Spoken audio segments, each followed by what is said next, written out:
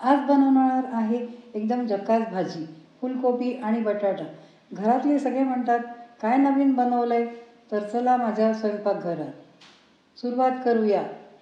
कढईत तेल टाकलं, मोहरी जिरे तडतडू दे. मग कांदा गुलाबी होईपर्यंत परतला.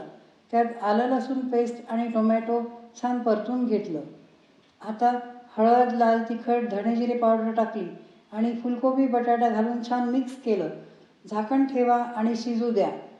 भाजी शिजल्यावर मी घातलं माझं सिक्रेट टच पावभाजी मसाला. अरे वा, घरभर सुगंध दरवळला. चव झाली एकदम रेस्टॉरंट स्टाईल.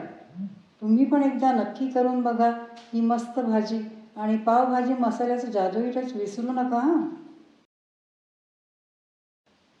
आज बनवणार आहे एकदम झकास भाजी, फुलकोबी आणि बटाटा. घरातले सगळे म्हणतात, काय नवीन बनवलंय?